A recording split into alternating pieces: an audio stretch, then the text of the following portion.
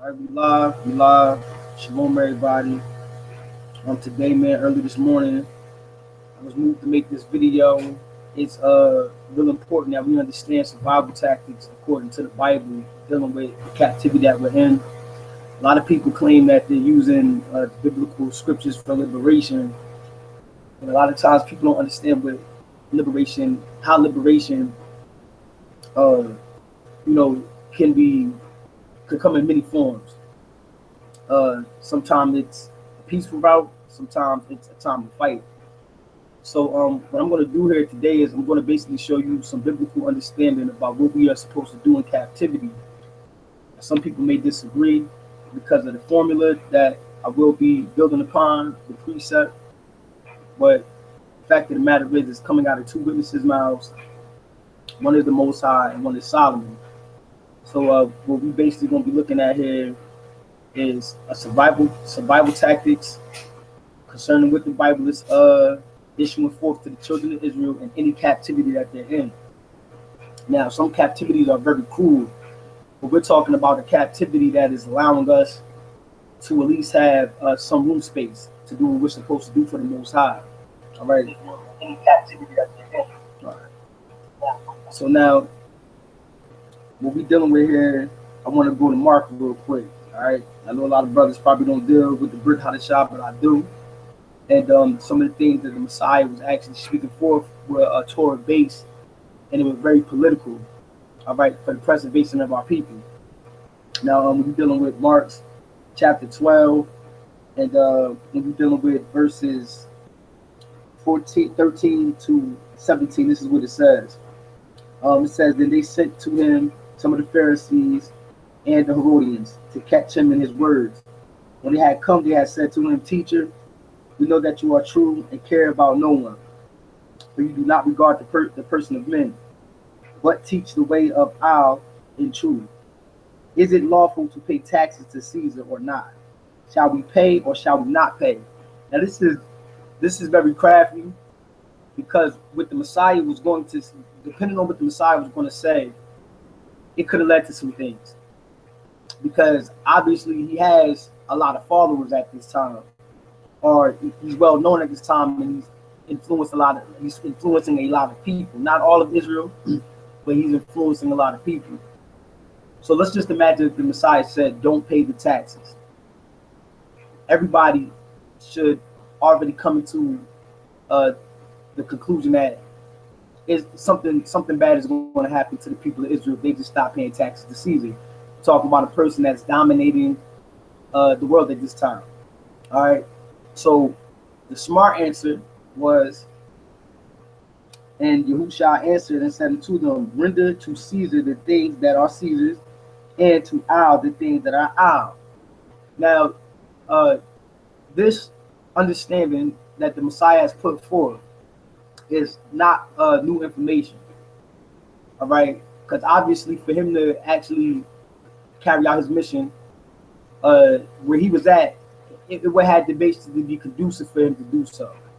Not the Romans coming in at this period of time before the good news is being preached, all right, and things of that nature, messing up the will of the Most High for the sins of Israel. Now, we're going to go into Torah, right? We're going to see the same information that the Messiah just put forth about you giving to Caesar's with Caesar's, and you giving to Al with his Al. We're going to see that also in Torah, because that's where it comes from ultimately. This is it's all political and is strategic to preserve Israel. All right. Now we do got a lot of brothers on the street corners, stirring up the nations, in which we are supposed to make some ruckus as far as in the confinements. All right, of what's going to protect us, and what's also going to protect other people as well. We have to do this within rules and regulations that are set here in America. That is very true, right? And we also have to understand that it's the Most High that caused this captivity to happen. So if the Most High is causing this captivity to happen, that means he turns the heart, okay, of the rulers any way that he may. That's Torah, okay? So they're doing what he is allowing them to do to Pacific brothers and sisters. Understand that, Pacific brothers and sisters, because you have some that are in this captivity, You have some that are still left in Africa, all right, and you have some that are not going through these curses that we're going through right now. The only thing that they're lacking right now is basically being in the land. And you have some that actually is in the land right now, all right. But the simple fact of the matter is, we're not sovereign. That's the issue that all Israel has at this point. So no matter where you are, these specific scriptures and information has to be utilized, and it has to be utilized because it all depends on our obedience, and it starts individually. I have to say that because all Israel is not suffering through the curses. They're not suffering through all of the same curses. Some are going through particular curses, some aren't. Some are actually living good right now, and what hurts them the most is that they're not in their land. All right, so we got to understand that. So first, let me go to Solomon. All right. Now, a lot of people probably don't know this, but Solomon's name speaks volume about his kingdom, about his reign. If you look historically, Solomon didn't go to war. All right, his rulership, he had a very peaceful reign. All right. So, his name Solomon, Shalomo, you know what I'm saying? You get shalom out of that as well. Let's see what Solomon is saying here. All right, because he has an understanding, or he has some type of foresight of what may happen to Israel in his time, and what he asked the Father to actually accomplish for him and the people. Right? Praying for his people, praying for the people that's going to be offspring to Israel that was in his time. It says, let me go to 44. We're gonna read 44 and 46, and we're gonna read basically 44 all the way to 53. It says, when your people go out to battle against their enemy, wherever you send them, and when they pray to Yahuwah towards the city which you have chosen, and the temple which I have built for your name, then hear in heaven their prayers and their supplications, and maintain their cause. Now let's get one thing straight. The Most High has done, okay, and we see throughout the scriptures, willingly, yeah. What you need? All right. But the Most High is basically doing what Solomon is asking, and we see throughout scriptures that he's willingly doing it. All right. Matter of fact, go ahead and get yourself that chair right there. Push it towards the refrigerator. You big girl. Now as we see this happening, we understand that this isn't something that the Most High is saying, well, I'm gonna think about that, Solomon. The Most High actually complies to what Solomon is asking him. We see that throughout scriptures. He complies. He has done it, right? I'm just putting that out there, so when we get down to these other scriptures, you'll start to see where I'm going at with it. Then I'll end it off with the prominent scriptures that gives us the authoritative commandment of what we should do in captivity. It says, when they sin against you, okay, for there is no one who does not sin, and you become angry with them and deliver them to the enemy, and they take them captives to the land of the enemy, just like we're in today, right? Now it says, far or near, no matter where is that, far from Jerusalem, far from Israel, or near Israel. It says, yet when they come to themselves in the land, when they start to think about the sins that they committed against the Father, right? It says when they come to themselves in the land where they were carried captive, and repent and make supplications to you in the land of those who took them captives, saying, we have sinned and done wrong, we have committed wickedness, all right? And when they return to you with all their heart and with all their soul in the land of their enemies who led them away captives, and pray to you towards the land which you gave to their fathers, the city which you have chosen, and the temple which I have built for your name, then hear in heaven your dwelling place their prayers and their supplications, and maintain their cause, and forgive your people who have sinned against you, and all their transgressions which they have transgressed against you, and grant them compassion before those who took them captive, that they may have compassion on them. For they are your people and your inheritance, for you brought them out of Egypt, out of the iron furnace. that your eyes may be open to the supplication of your servant and the supplications of your people Israel, to listen to them whenever they call to you. For you separate them from amongst all the people of the earth to be your inheritance, as you spoke by your servant Moshe, when you brought their fathers out of Egypt, O Yahuwah Elohim. Now, what's important here is that the main ingredient is to repent and to turn back to the Most High. That's the main ingredient. All right. But also, what comes after the main ingredient, what that produces is it produces peace, and it produces a particular compassion on the children of Israel due to the fact that they're in that land of captivity and they're turning back to the Most High.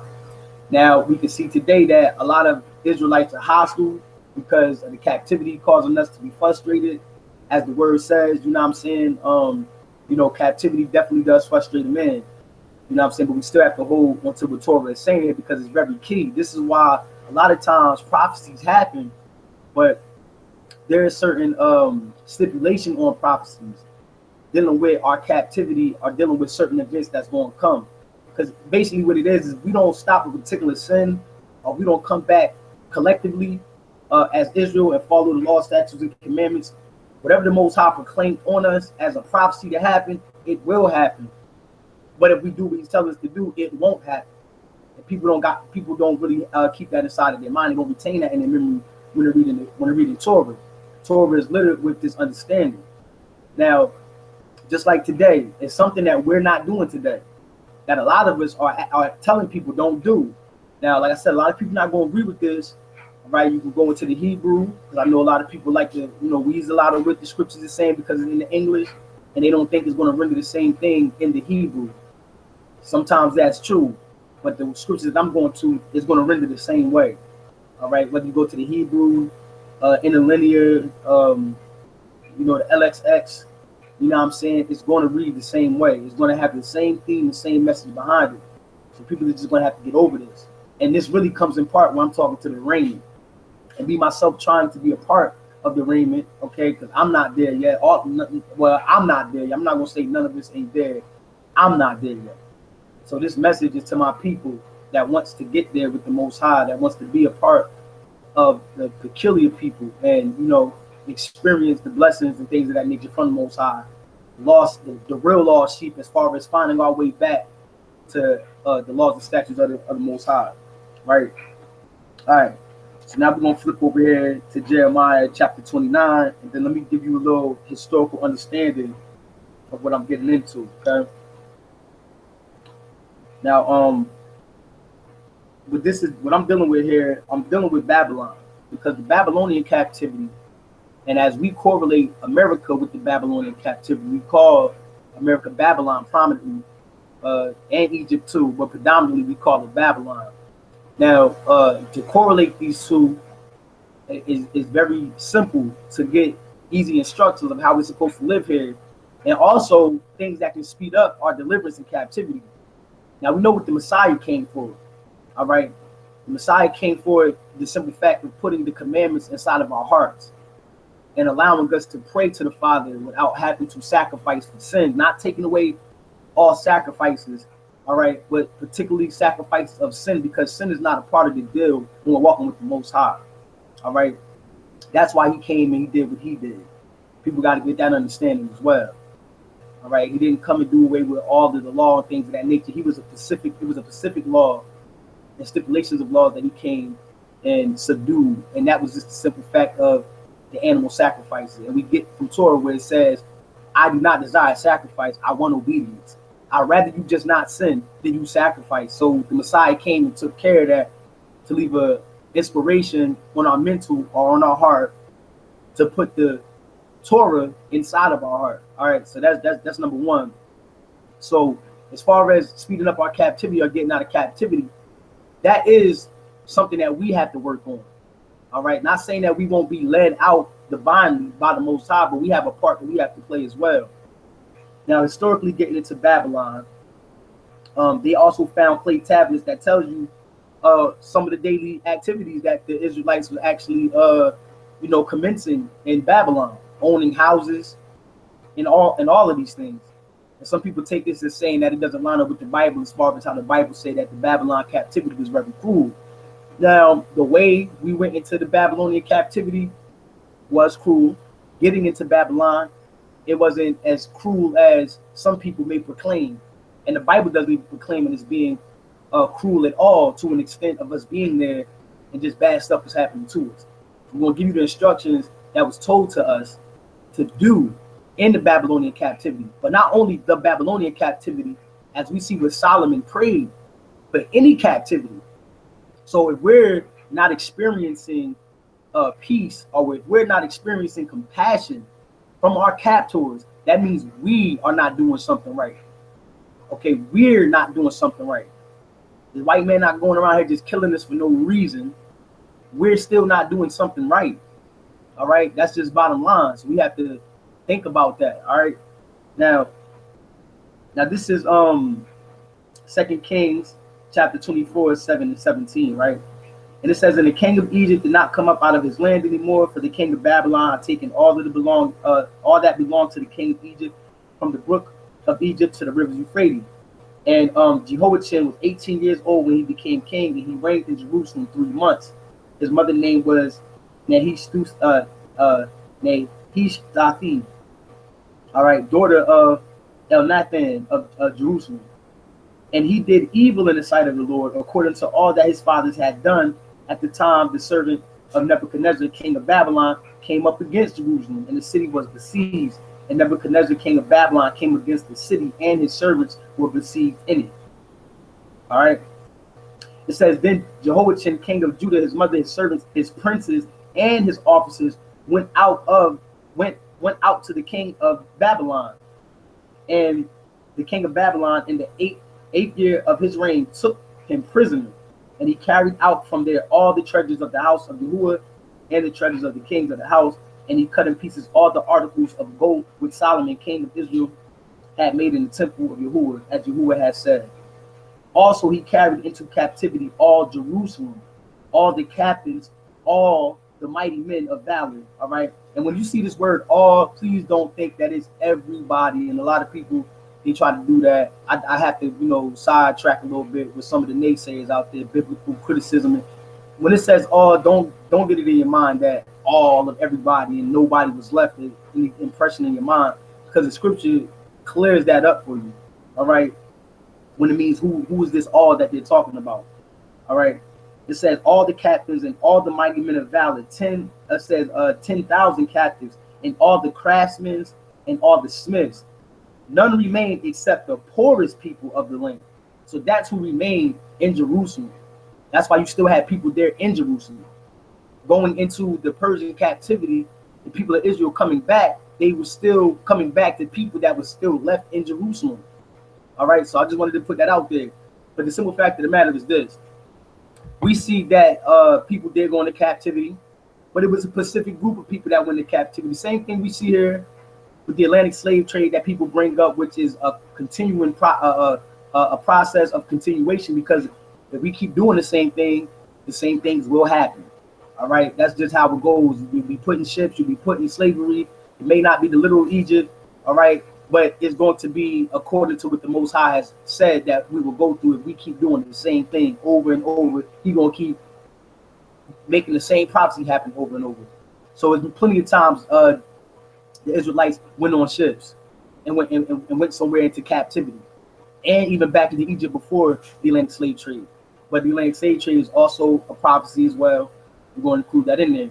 But I want you to understand, just as we are a portion of our people, now check this out, a portion of our people coming from Africa, all right, coming over here where you have indigenous people who also, okay, could be Israelites as well, all right, just as the poor people that was left inside of Jerusalem, and from the Persian period coming in, taking over Babylon, and the children of Israel being commissioned to go back into Jerusalem, met their cousins and other native people that was living there as well, their family. Same thing you see with the Americans as far as the captivity in America, them taking us from the west coast of Africa, bringing us to America where some of our people was already at, all right, and then also some of our people was left. All right. So I just wanted to put that correlation out there. Now, since I mapped out the correlation, and since I mapped out to you the history, all right, of behind how we got into captivity and who went, all right, it was the nobles that went, most of the nobles that went, all right. This is the instructions that we're given when we go into captivity. Because as we read, you give unto Caesar with Caesar, but you give unto El what is El. And that is also alluded to the repenting and doing what you're supposed to do for the Most High.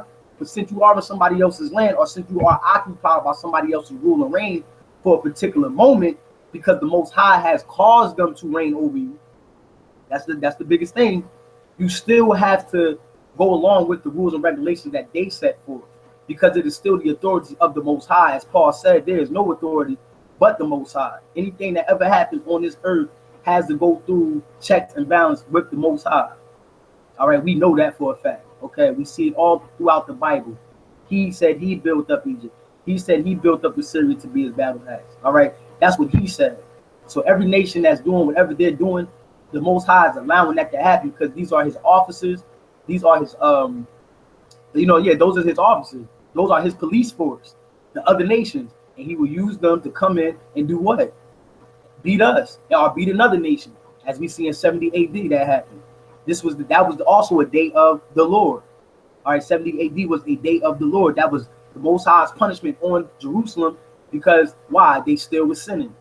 They still were not following the laws, and then they started to come up with, these oral traditions, and start compilating them and putting those over the commandments of the Most High. And we see that today when you're dealing with the Kabbalah, and when you're dealing with, I think it's the Talmud and all that kind of stuff like that. These things originated early in the first, and second, and third century AD in Jerusalem. All right. So I just wanted to make that clear, so we have a clear understanding of, now, if that's the case, what do we do? Why did the Messiah say that? Why did Solomon pray that?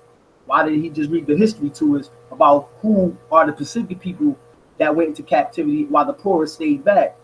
So now the people that went into captivity, this is what was given to them, according to what Solomon prayed and according to what the Most High has said. We got to take this into consideration, and this is why we're not making progress. All right, because you got people that preach against this. Okay, now this is what it says. It says in verses 20 in chapter 29 of Jeremiah. You can read that whole chapter, but we're going to start right here, dealing in verse 4, verse 5, and all the way to verses 9. It says, "Thus says Yahuwah of hosts, the Isle of Yisrael, to all who were carried away captive, to all who were carried away captive, whom I have caused to be carried away from Jerusalem to Babylon." That means I've caused the captivity. So I tell the person that has put you in captivity what to do to you. The white man, the African man, whatever nation you hate Israel, that's the nation that the Most High has elected to do whatever he wants them to do to you because of your sins. There's only one way out of this, right? It says, build houses, and dwell in them. Live in these houses that you build in your captivity. All right, so you own some property. This is what we have to do as Israelites. We have to start owning property. Point blank, period. All right, listen. Plant gardens. All right. We have to have some source of food for ourselves as well. Some type of horticulture or something like that going on.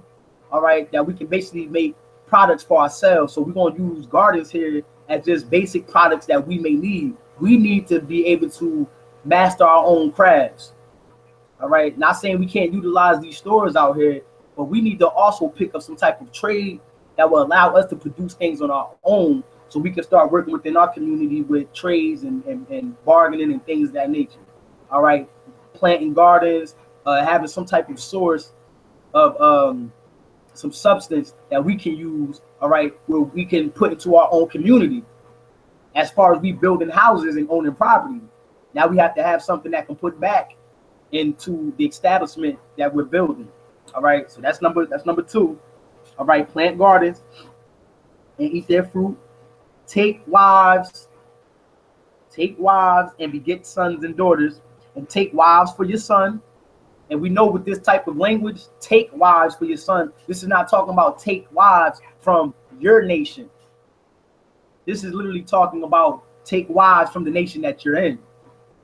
And you know, you want to know why? Because first of all, we have laws that we can't do all of the incest, the incest thing. We can't do that. So we know if Jehoiachin and a lot of these nobles and people of that nature about his household went into captivity into Babylon, they're not going to be sleeping with each other. The Most High is not commanding anything like that. And if you want to say that Israel had enough bodies in Babylon to populate amongst themselves, it would be no need for the Most High to tell them to go ahead and marry and populate and things of that nature. The first thing he tells these people is to go build an establishment, own your own homes, all right, produce some type of income through some type of trade or something that you can master to help produce substance for your community establishment that you in, be in the garden, all right, and also taking wives and be getting sons. He's telling you, take wives and have babies, all right. It says, and daughters. It says, and take wives for your sons and give your daughters to husbands. Give your daughters to husbands. Now, a lot of y'all might say, yo, this is not talking about giving our daughters to, you know what I'm saying, another nation or anything of that sort. You have to understand something. The only time you really see this type of, these type of scriptures phrased like this, when it says, do not take for yourselves or do not take for your daughters' husbands, you know what that means. It's talking about from another nation. Now it's saying take husbands for your daughters. So it's the same thing. All right, it is talking about, or it's denoting the same process of not doing it to doing it. All right, because it's the same type of language that's being used here.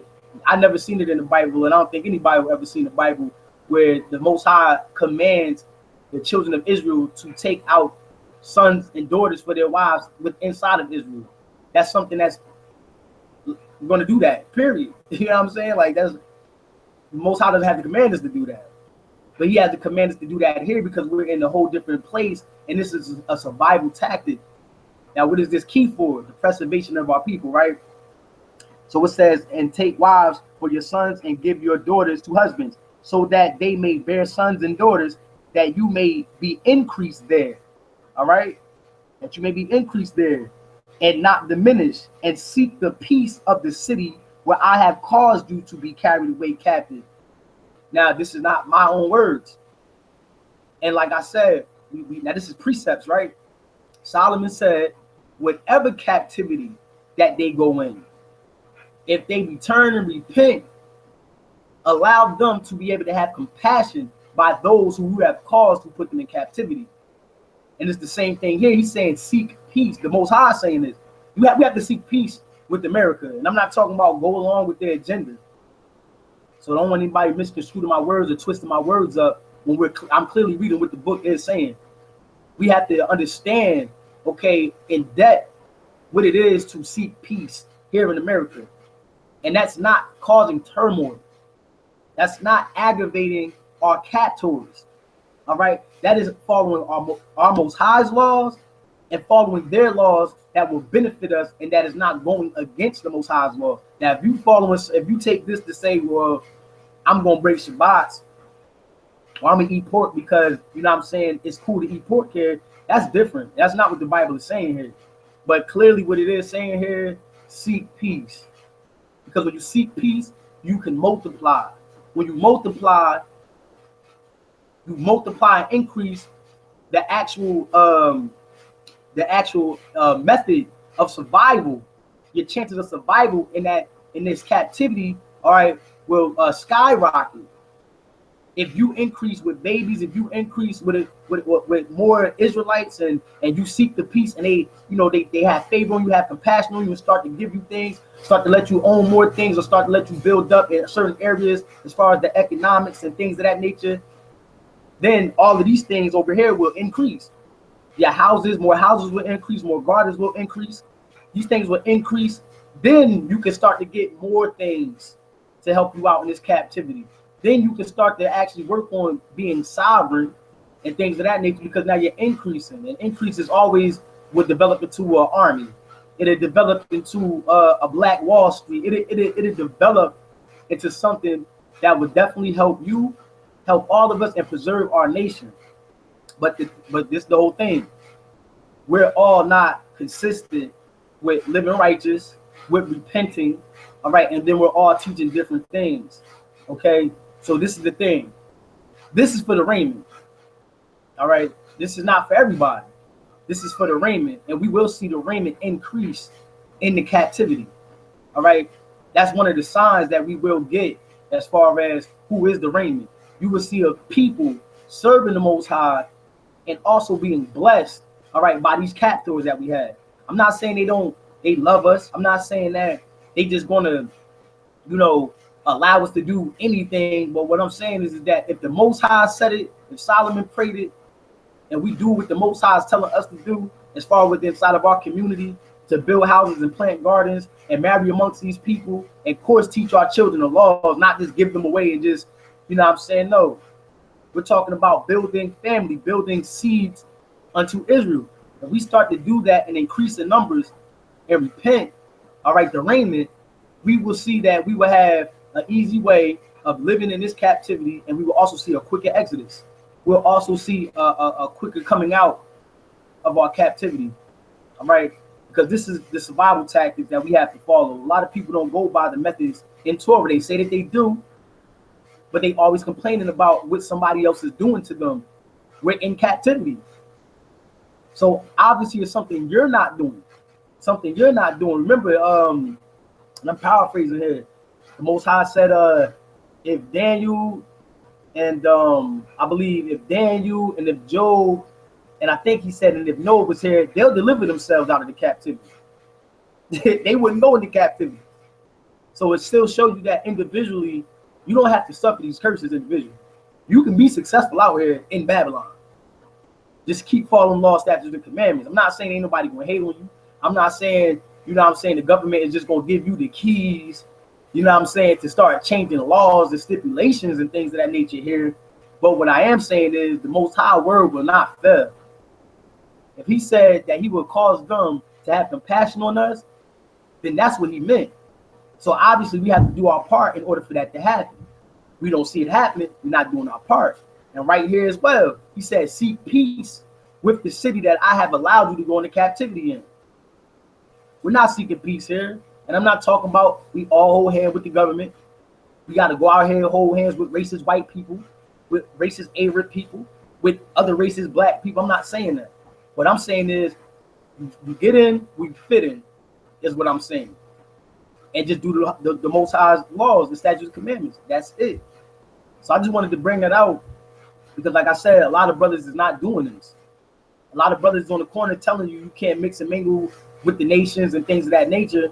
If the nations want to come in and want to serve the Most High, they're allowed to do that. Otherwise, the Most High wouldn't even have gave us commandments when we do go into this particular captivity in Babylon, that we mix and mingle with these people, taking daughters into, giving our daughters husbands, or taking wives for our sons.